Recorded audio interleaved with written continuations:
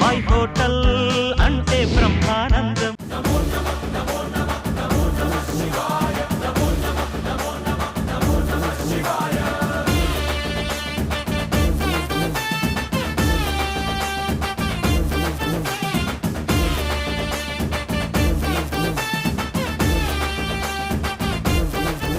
ETV అభిరుచి ప్రేక్షకులకు బాబాయ్ హోటల్ తరఫున మహాశివరాత్రి శుభాకాంక్షలు.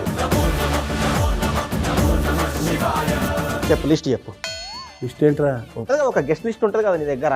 ఒక వారం ముందు నుంచే ప్రిపేర్ అయ్యి వాళ్ళ గురించి ఏం చెప్పాలా, వాళ్ళ దగ్గర ఎలా మార్కులు కొట్టేయాలా, ఒక ప్రిపేర్ అవుతావు కదా, మొత్తం రాసుకుంటావు కదా. రాసినావా?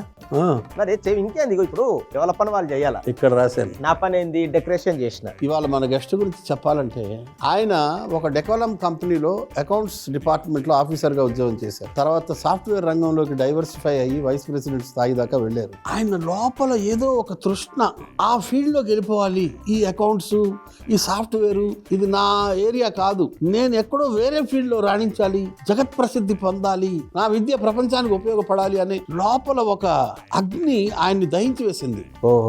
ఒక దశ తర్వాత ఆయన డిసైడ్ అయ్యారు, ఇవన్నీ కాదు, మానవాళికి ఉపయోగపడడానికి దేవుడు నన్ను పంపించాడు. మా మాతామహుల ద్వారా వచ్చిన విద్య ఏదైతే ఉందో 13వ ఏటే ఆయన నేర్చుకున్నారు. జ్యోతిష్ శాస్త్రాన్ని 13వ ఏటే వాళ్ళ మమ్మీ వాళ్ళ డాడీ ఆయనకు నేర్పించారు. చిన్నప్పుడు ఆయన వేద పండితుడు. సో ఈ విద్య 13వ ఏటే నేర్చేసుకున్నారు. కానీ భక్తి కోసం ఈ ఉద్యోగాలు చేస్తూ కొంతకాలం జీవితం గడిపిన తర్వాత ఆయనకు అర్థమైపోయి అవన్నీ వదిలేసి జ్యోతిష పండితుడుగా మారిపోయారు. ఈటీవీలో శుభమస్తు కార్యక్రమం ప్రారంభం నుంచి నిన్నటి దాకా ఆయన దినఫలాలు చెప్పారు. ఇంకొక శాటిలైట్ ఛానల్లో కూడా దినఫలాలు చెప్పారు. ఒక రేడియోలో కూడా ఒక 5 సంవత్సరాల పాటు దినఫలాలు చెప్పారు. ఇప్పుడు ప్రపంచంలో పెద్ద పెద్ద డాక్టర్లు, సైంటిస్టులు, లాయర్లు ఒకటేమిటి చాలా మంది ఆయన దగ్గరికి జ్యోతిష్యం చెప్పించుకుంటుంటారు. ఆయన ఇప్పుడు వస్తున్నారు మన కార్యక్రమానికి. He is none other than Nukala Suryanarayana garu. Sir, గురువు గారు రావాలి. నమస్కారం.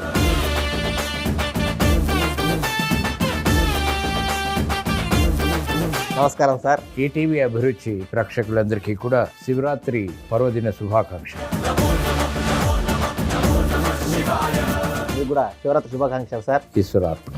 సార్, మీరు సాఫ్ట్వేర్ గా కూడా చేశారా? చేశారు సార్. ఎంబీఏ చదివారు, బీకామ్ చదివారు, తర్వాత ఒరాకిల్ ఫైనాన్సెస్ కోర్సులు ఏవో చేశారు. కానీ చిన్నప్పటి నుంచి ఇది ఉంది లోపల. ఇన్ని చేశారా సార్? మా బాబాయ్ ఉన్నాడు, 5వ తరగతి 6 సార్లు ఫెయిల్ అయ్యాడు, 7వ తరగతి 8 సార్లు ఫెయిల్ అయ్యాడు, ఏమీ లేక హోటల్ పెట్టుకున్నాడు. అంతే.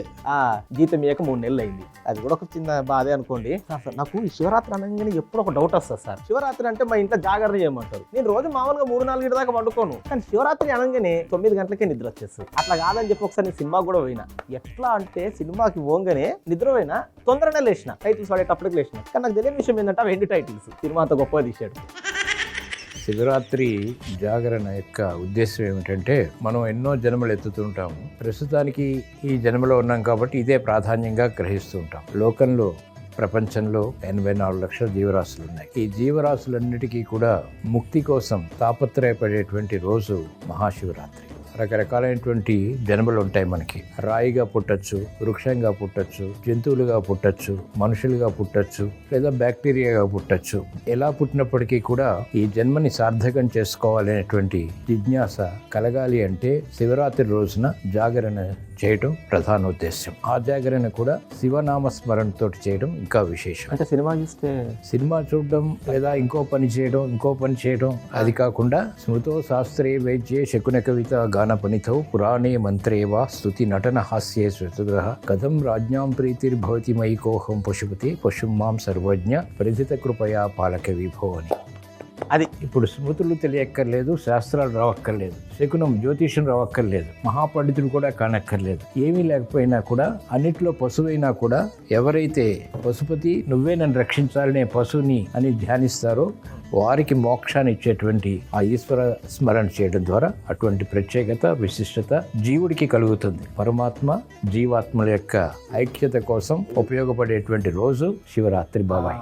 నాకు అర్థమైంది సార్. నాది ఒక చిన్న రిక్వెస్ట్ సార్, కావాలని మీకు దండం పెట్టి అడుగుతాను. ఈ ఒక్క రోజైనా మా బాబాయ్తో ఒక గంట సేపు ఉపవాసం చేయించారు సార్. ఉపవాసం అనగానే బలవంతాన్ని చేసేటువంటి ప్రక్రియ కాదు. ఆరోగ్య సమస్యలు లేదా ఇతరత్ర సమస్యలు కూడా పరిగణలోకి తీసుకుని తద్వారా భక్తితో శ్రద్ధతో భగవంతుడికి సమీపంగా ఉండడమే ఉపవాసం. అంటే ఆ రోజు మానసికంగా శారీరకంగా మంచి మంచి ఆలోచనలతోటి భగవంతుని గురించి స్మరించడం ఆంతరికంగా చేసేటువంటి ప్రక్రియ కూడా ఉపవాసమే. కానీ నేను నిత్యం స్మరణ చేసేది ఒకటే, వంట. కాబట్టి ఇప్పుడు ఒక వంట మొదలుపెట్టి మిగతా కార్యక్రమాలు అంటే శివతత్వం అంటే ఏంటి, శివ పూజ చేయడానికి అర్హతలు ఏంటి, మహాశివరాత్రి విశిష్టత ఏంటి, ఇవన్నీ గురువు గారు చెప్తే మనం విందాం. ఈ లోపల ఒక వంట చేసుకుందాం. అంతకంటే ముందు సార్ నాకు చిన్న డౌట్, మీరు ఈ జ్యోతిష శాస్త్రంలో రాణించడానికి ఇందులో ఉంటే బాగుంటుంది అని మిమ్మల్ని ప్రోత్సహించిన వ్యక్తి ఎవరు సార్? జ్యోతిష శాస్త్రంలో నన్ను బాగా ప్రోత్సహించింది, మంచి మంచి సలహాలు సంప్రదింపులు ఇవన్నీ కూడా చేసింది మా తాతగారు. తాతగారంట ప్రోత్సహించింది. ఆ వంట ఏదో చెప్పు. బాబాయ్ కంగారు పడుతున్నాడు. ఏదో పడతాడు. బాబాయ్ హోటల్లో మనం ఈరోజు చేసుకోబోయే వంటకం చిలకడ దుంపల కుడుములు. సామాన్ అందుకుంటా. సార్ని ఎంకరేజ్ చేసింది తాతగారంట. ఆ విషయం తెలుసుకోముందు నాకేదో ఏదో చెప్పిండి మనిషి. ఓకే, ఇదిగో అది పొయ్యి మీద ఎక్కిస్తా. ఈ బెల్లమై వంట చేసేప్పుడు చాలా పవిత్రమైనటువంటి ఉద్దేశంతో చేయాలి. మంచి భావంతో మంచి ఆలోచనలతోటి చేసేటువంటి వంట సత్ఫలితాన్ని కలిగిస్తుంది. ఎక్కడ సార్ కోపం తెప్పిస్తూ ఉంటాడు, అందుకే ఊరికే తిట్టుకుంటూ చేస్తూ ఉంటాను నేను. బాబాయ్ ఎప్పుడు పాజిటివ్ థింకింగ్ రావాలంటే ఈ ఆహారం మీద ఆధారపడి ఉంటాయని. అన్నాత్ భవంతి భూతాని అంటారు గీతాచార్యులు. అన్నం వల్లే జన్మలు వస్తుంటాయి. ఈ వంట చేసేప్పుడు మంచి భావాలతోటి మంచి ఆలోచనతోటి వంట చేసినట్టయితే తినే వాళ్ళందరికీ కూడా చక్కటి ఆలోచన సంపత్తి ఏర్పడుతుంది. తద్వారా లోకానికి ఉపయోగపడుతుంది. యాలకుల పొడి నేను ముందు బెల్లం వేసిన, కింద మంట పెట్టలే, ఇంకా వద్దు, మళ్ళీ యాలకుల పొడి వేపిస్తున్నాను. ఆ గిన్నెలో నీళ్ళు. ఈ గిన్నెలోనా? అంతే, ఇంతే నీళ్ళు ప్రస్తుతానికి వెయ్యి. వెలిగించు. ఇప్పుడు వెలిగించాలా? ముందు వెలిగిస్తే గ్యాస్ అయిపోతుందని. ఇవన్నీ కూడా వేయడంలో ఉద్దేశం కూడా తెలుసుకోవటం మంచిది.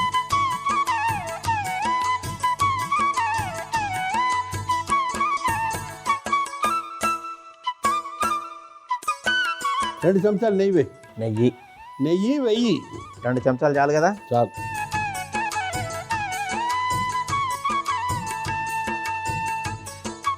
ఇది కుట్టుక ఆట అంటారు. ఇది తృణధాన్యాల పిండి వేసే. ఓహో, ఇది మామూలుగా రాగి పిండి కాదా? వేసి బాగా కలుపు. ఉత్తర భారతదేశంలో విశేషంగా శివరాత్రి రోజు వాడతారు. ఉత్తర భారతదేశం అంటే పైన. అంతే. ఎంతసేపు కలపాలా? కలుపుతా ఉండి దానికి ఆపకు, ఉండలు చుట్టేస్తుంది.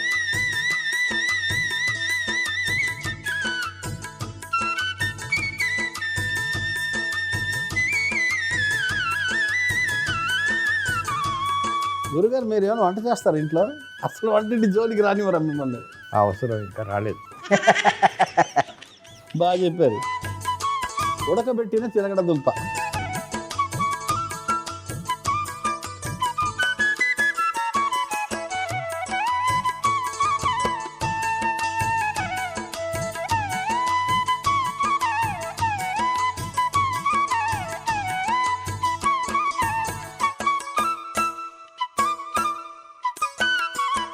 ఈ గిన్నె తీసేసి ఆవిరి పాత్ర ఎక్కించే.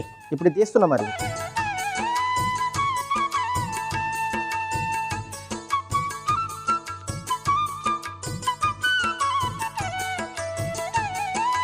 ఆవిరి పాత్ర ఎక్కించు. ఆ గిన్నె తీసి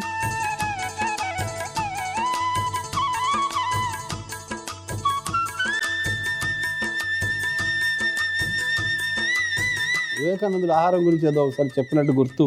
అది కొంచెం చెప్తారు గురుగారు. ఆయన ఒకసారి చికాగోలో అమెరికాలో ఉన్నప్పుడు భోజనం చేసిన కొద్ది సమయం తర్వాత చాలా విచిత్రమైనటువంటి పరిస్థితి. మేధావి కాబట్టి గ్రహించి అక్కడ ఆ రోజు ఎవరు వంట చేశారో వారి దగ్గరికి వెళ్ళి మీరు వంట చేసేటప్పుడు ఎటువంటి ఆలోచనతో వంట చేశారు అని ప్రశ్నిస్తాడు. ఆ వంట ఆయనకి చాలా సమస్యలు ఉన్నాయి. ఎవరి మీద కోపం ఉంది, ద్వేషం ఉంది, అంతమొందించాలనేటువంటి ఆలోచనతోటి వంట చేయడం ద్వారా ఆహారాన్ని ఆయన భుజించడం ద్వారా అటువంటి వాసన ఆయనకు కూడా ఏర్పడడం జరిగిందనమాట. అంచేత భోజనం వండేటప్పుడు చాలా పవిత్రంగా మంచి ఆలోచనతోటి వండినట్టయితే అది తినేవారికి కూడా చాలా ఉపయోగపడుతుంది. సార్ నాకు ఇంకొక చిన్న డౌట్, మీకు జ్యోతిష్య రంగం వైపు రమ్మని మీ తాతగారు చెప్పారు, మీడియా రంగంలో మీరు జ్యోతిష్య దినఫలాలు వేయాలి, అలా ముందుకు రావాలి అని మీకు ప్రోత్సాహం కల్పించింది ఎవరు సార్? అన్ని విషయాల్లోనూ నాకు జ్ఞాపక శక్తి బాగుంటుంది, ధారణ బాగుంటుంది, కానీ ఈ ఒక్క విషయంలోనూ ఎందుకో స్ఫురించట్లేదు నాకు. గుర్తు చేసుకోండి సార్, వచ్చేస్తారు. ఎవరో దగ్గర వాళ్ళు, మీ పక్కనే ఉన్న వాళ్ళు కానీ, మీ స్నేహితులు కావచ్చు, మీ పూర్వపు స్నేహితులు కావచ్చు, మీ మంచి కోరు వాళ్ళు కావచ్చు, ఎవరో గుర్తు తెచ్చుకొని చెప్పండి సార్. నేను మీడియాలోకి స్వతంత్రంగానే వచ్చాను. స్వతంత్రంగానే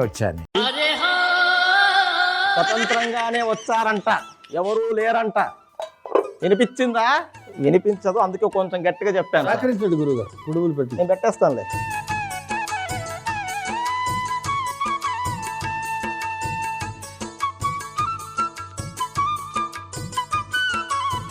మీరు వచ్చే ముందు నాకు పెద్ద మనిషి చెప్పారు సార్, నేనే ఆయనకు దినఫలాలు వేయించానని ఏదేదో ప్రగల్భాలు పలికాడు. ఎవరా పెద్ద మనిషి? ఎవరో ఓ పెద్ద మనిషి. ఇది ఒక 20 నిమిషాలు అలాగా వదిలేసాయి. గురువుగారు, శివ పూజకు అర్హతలు ఏంటి?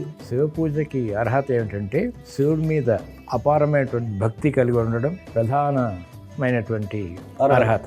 శివ పూజ చేసే ముందు విష్ణు స్మరణ కూడా ముఖ్యం. శాంతాకారం భుజగశైనం పద్మనాభం సురేశం విశ్వాకారం గగన సదృశం మేఘవర్ణం శుభాంగం లక్ష్మీకాంతం కమలనయనం యోగి హృజ్జానగమ్యం వందే విష్ణుం భవభయహరం సర్వలోకైకనాథం. మహావిష్ణువుని స్మరించడం ద్వారా శివుడికి విష్ణువుకి అభేదం అనేటువంటి విషయం స్పష్టత చేయడం ఒకటి.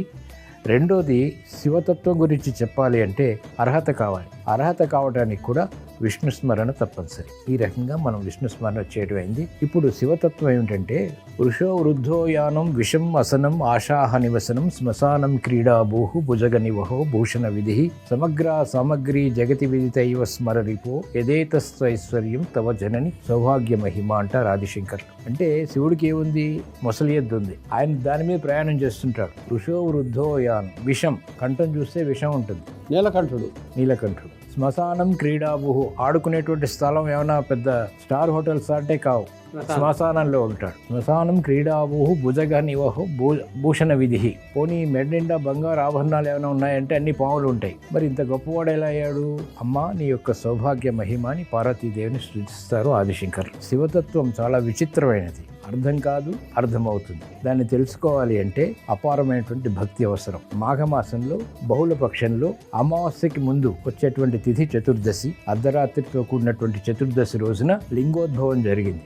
అంటే బ్రహ్మ మహావిష్ణువు ఇద్దరు కూడా నేను గొప్ప అంటే నేను గొప్ప అని వాదోపవాదాలు చేసుకుంటూ ఘర్షణ రూపంగా ఉన్నటువంటి సమయంలో వీరికి బుద్ధి చెప్పాలని చెప్పి పరమేశ్వరుడు జ్యోతిర్లింగ ఆకారంలో ఆవిర్భవించడం ఈ రోజున జరిగింది. అది విశేషం. అదే మహాశివరాత్రి. రాత్రి అని ఎందుకంటామంటే అజ్ఞానం అవిద్య ఇవన్నీ కూడా చీకటి రూపంలో ఉంటాయి. వీటి నుంచి వెలుగులోకి తీసుకురావాలంటే జ్ఞానం అవసరం. జ్ఞానం దీపస్వరూపం కాబట్టి ఈశ్వరుడు అగ్ని రూపంలో మహాలింగ రూపంలో ప్రత్యక్షమయ్యేప్పటికీ పాతాళం కంటే కిందకి అంతరిక్షం కంటే పైకి ఉన్నటువంటి ఆ శివస్వరూపాన్ని బ్రహ్మ తెలుసుకోలేకపోయాడు. అబద్ధం చెప్పడం ద్వారా అతని యొక్క ఒక ముఖం ఖండించబడుతుంది. మహావిష్ణువు తెలుసుకోలేకపోయాడు. వరాహ రూపంలో కిందకి వెళ్ళి ఎంతవరకు ఉంది ఇది అనేటువంటి విషయం కూడా వారే గ్రహించలేనటువంటి పరిస్థితి. అంతటి సర్వోత్కృష్టమైనటువంటి ఆకారాన్ని ఈశ్వరుడు ప్రదర్శించినటువంటి రోజు ఈ శివరాత్రి. అందుకే జన్మకో శివరాత్రి అంటాం. ఎన్నో జన్మలెత్తి విసిగి వేసారి సుఖదుఖాలతోటి తిరుగుతున్నటువంటి జీవులందరికీ కూడా మోక్షం అంటే ఫైనల్ ఇమానిసిపేషన్. దీని నుంచి విముక్తి కలిగించడానికి కొన్ని తిథులు ఉపయోగపడతాయి. దేశకాలాల్లో ఉన్నటువంటి మానవాళికి ముఖ్యంగా చాలా ఉపయోగపడుతుంది. ఈరోజు చేసేటువంటి శివస్మరణ, శివాభిషేకం, ముఖ్యంగా మారేడు దళాలతో చేసేటువంటి పూజ, అలాగే జాగరణ అంటే ఇందాక ఈ చిన్నోడు చెప్పినట్టుగా సినిమాలు చూడడం, ఇంకోటి చూడడం కాదు. వీలైనంత వరకు ఓం నమ శివాయ. బాబాయ్ మొత్తం సర్దేసిన, ఇగో శుభ్రం కూడా చేసేసిన, మంచి మనసుతో వంట చేసిన, మంచి మనసుతో శుభ్రం కూడా చేసిన. నేను మంచి మనసుతో రెండో వంటలోకి వెళ్ళిపోతున్నాను. బాబాయ్ ఉంటాడు. ఇప్పుడు మనం చేసుకోబోయే తదుపరి వంటకం సగ్గు బియ్యం కిచడి. ఉడికించిన పెసర తెచ్చాను, పెసరపప్పు పొయ్యి మీద ఎక్కించు. ఆలు ఉడికిచ్చినట్టును. అవును, మళ్ళీ ఇంకొకసారా? అంతే. సగ్గుబియ్యం నానబెట్టిన సగ్గుబియ్యం వేసే 4వ వంతు జగ్గు నీళ్ళు. ఈ విషయంలో బాబాయిని అభినందించాలి. దేనికి? సూర్యుడు ఉదయం నుంచి తూర్పు నుంచి పడమరకి, తర్వాత పడమర నుంచి తూర్పుకి ప్రయాణం చేస్తూనే ఉంటాడు కదా, చాలా సమర్థవంతంగా. అవును. రథసారథికి కాళ్ళు ఉండవు. సూర్యుడు రథసారథికి 7 గుర్రాలు ఉంటాయి నువ్వు చెప్పినట్టుగానే, చాలా మహావేగంతో పరిగెడుతుంటాయి. పోనీ రథచక్రం ఏమైనా బ్యాలెన్స్డ్గా ఉంటుందంటే ఒకటే చక్రం. ఇన్ని అవస్థలు ఉన్నా కూడా ఆయన సమర్థవంతంగా చక్కగా తిరుగుతుంటాడు. అందుకే సూర్య నమస్కారం చేసుకున్నట్టయితే అడ్మినిస్ట్రేటివ్ క్యాపబిలిటీస్ బాగా పెరుగుతాయి. వంట మొత్తం నేను చేస్తే క్రెడిట్ మొత్తం బాబాయ్ తీసుకుంటాడు. ఒక్కరు కూడా వచ్చి నన్ను మెచ్చుకోవట్లేరు ఇక్కడ.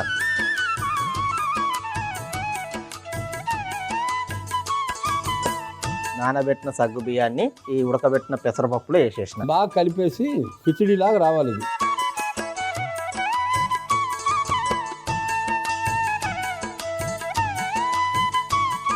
ఉప్పు తగిలించి ఎంత ఏమంటావు? 2.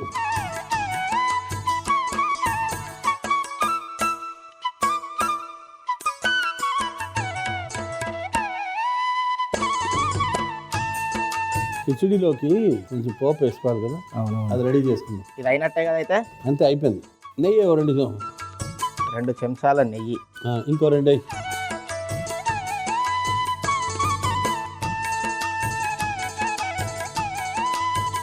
అదే జీలకర్ర కదా వేయాలి? లేదు, అల్లం. అల్లమేనా? జీలకర్ర,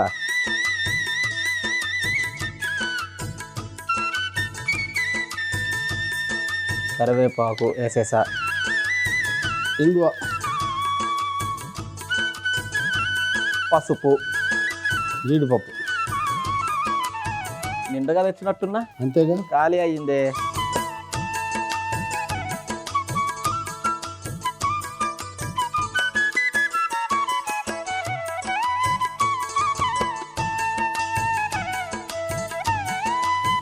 పోయి కట్టేసి. అయిపోయినట్టేనా? అర్థమైంది. దీన్ని తీసి ఈ కిచిడిలో వేసేస్తే అయిపోయినట్టే కదా. కాసేపు ఉంది కిచిడి వేరే ఇతడి పాత్రలోకి మార్చి 10 నిమిషాలు. ఇంకా ఇవన్నీ కొంచెం క్లీన్ చేయి.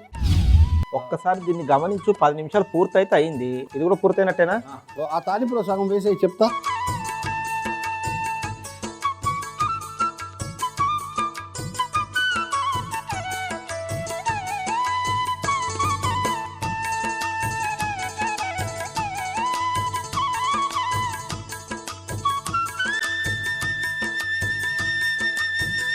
ఇప్పుడు పని చేయి, ఆ ఇతడి పాత్ర అందుకో, బౌల్ ఇచ్చేసి.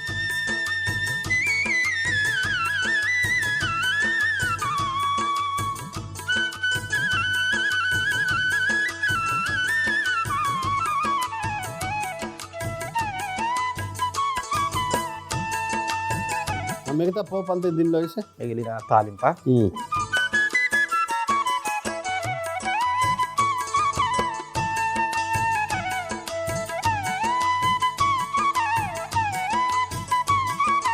వెన్న తెచ్చాను, ఒక గిన్నెలో తెచ్చాను చూడు, పళ్ళెంలో. అది అందుకో, ఆ కుడుములు అందులో పెట్టు, చిలగడ దుంప కుడుములు. ఈ ఆవిరి పాత్ర అందుకో ఇటు. ఇవన్నీ వస్తువులు కొని మళ్ళీ నాతో చేయితో తీపిస్తావంటే ఏంది అర్థం? పడకారతో చేసి నా చెయ్యి కాలాలనే కదా.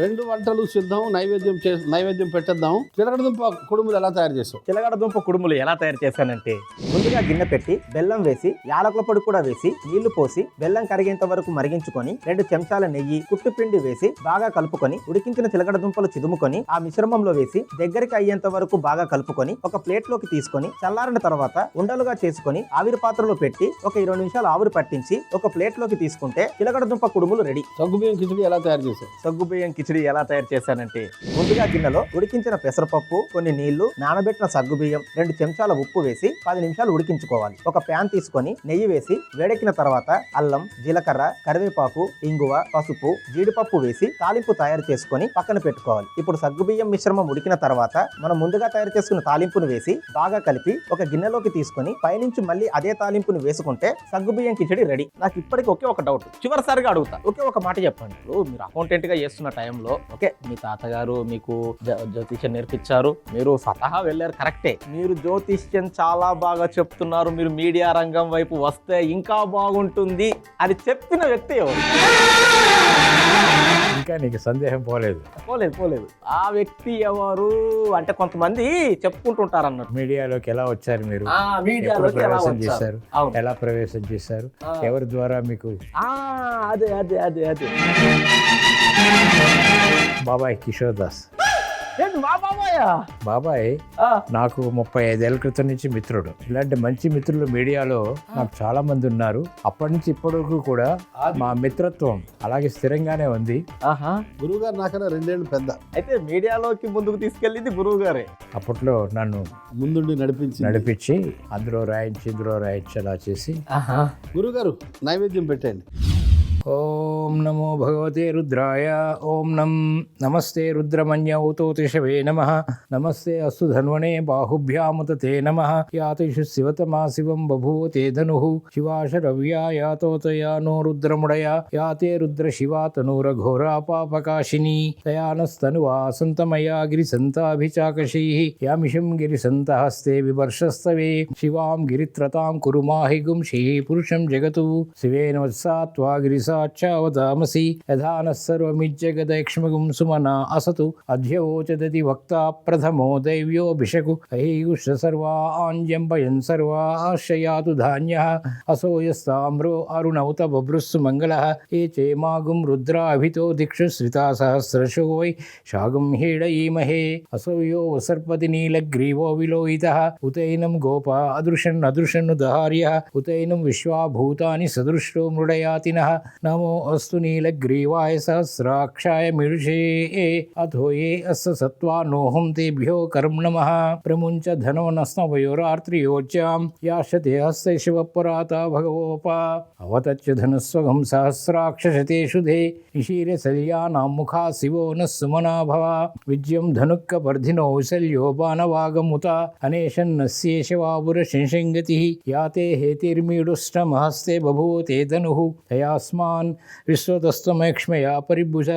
నమస్తే అస్వాయుధాయ నాతతాయ దృష్ణవే. ఉభాభ్యాముత తే నమో బాహుభ్యాం తో ధన్వనే. పరితే ధన్వనో హేతిరస్మానునక్తుషతః. అథో యశిస్తవారే అస్మనిదేహితం.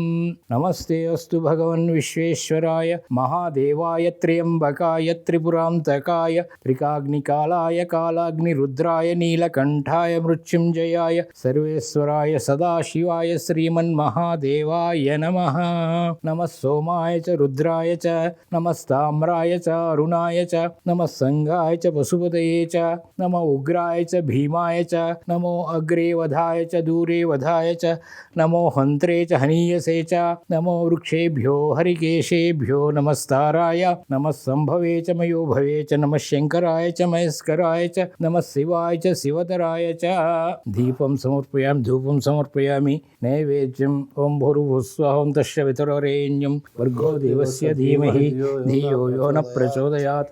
సత్యం త్వరితేన ప్రశించామి. అమృతమస్తమృతోపసరణమసి స్వాహ. సర్వభూతదయాయ నమః. శ్రీ శారదా చంద్రమౌళీశ్వర స్వామినే నమః. అవసరార్థ నైవేద్యం నివేదయామి. ఓం ప్రాణాయ స్వాహ. ఓం ప్రాణాయ స్వాహ. ఓం యానాయ స్వాహ. సమానాయ స్వాహ. మధ్యమధ్యే పానీయం సమర్పయామి. ఈటీవీ అభిరుచి ప్రేక్షకులకు బాబాయ్ హోటల్ తరఫున మరోసారి మహాశివరాత్రి శుభాకాంక్షలు.